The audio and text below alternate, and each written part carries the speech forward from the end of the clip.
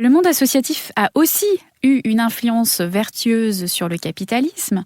Vous dites d'ailleurs que les associations n'ont plus le monopole du sens. On a vu apparaître de nouvelles formes de capitalisme comme le caring capitalisme, où en gros les entreprises seraient les mieux placées pour résoudre les problèmes sociaux, et le capitalisme d'intérêt général, porté par les acteurs de l'ESS, les entreprises à mission, etc. Est-ce que vous pouvez nous expliquer ce qui les distingue et quels sont les avantages et les critiques de chacun ? Oui, le caring capitalisme, c'est une notion qui est développée par une sociologue américaine qui s'appelle Emily Barman. Alors pour qui, en fait, la dimension morale devient une dimension intrinsèque du fonctionnement du capitalisme. C'est la thèse qu'elle défend, hein, une dimension du fonctionnement contemporain du capitalisme. C'est plus seulement comme, disons, au 19e siècle, où la philanthropie était une espèce de supplément d'âme des grands patrons industriels qui n'étaient pas toujours dénués d'intérêt bien compris. C'est-à-dire que la philanthropie, c'était aussi une manière, ça les historiens l'ont bien montré, de s'attirer, de susciter la fidélité, la loyauté des travailleurs, parce que si on construit des écoles, des églises, des logements, c'est aussi pour fixer la main-d'œuvre à proximité de l'usine. Mais par contre, par rapport à cette philanthropie-là, ce que défend Emily Barman, c'est que c'est une condition de fonctionnement du capitalisme contemporain, quoi. Du coup, la frontière avec le monde monde à but non lucratif devient très complexe.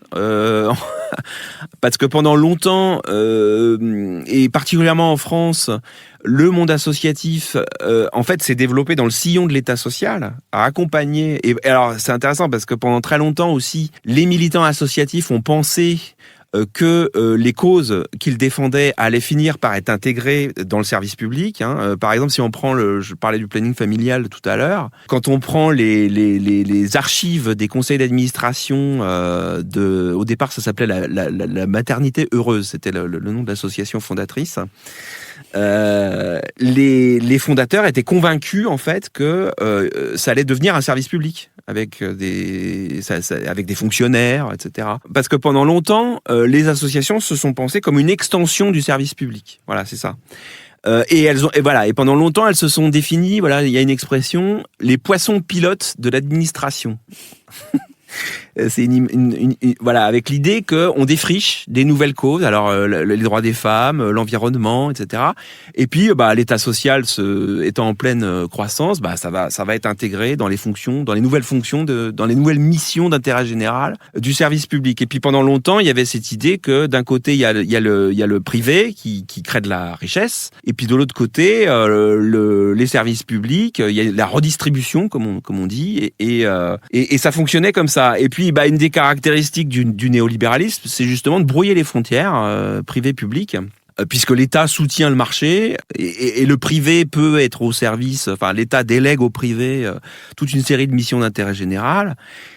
Et donc, c'est dans ce nouveau contexte de brouillage public-privé que du coup, l'intérêt général n'est plus le monopole de l'État et des associations, mais avec le développement que vous documentez bien dans le podcast ici, il y a plus de monopole de l'intérêt général. On en arrive effectivement à un tel niveau de brouillage que les associations s'étant aussi professionnalisées, certains entrepreneurs sociaux comme Jean-Marc Borrello, qui dirige le groupe SOS, parlent d'un capitalisme d'intérêt général.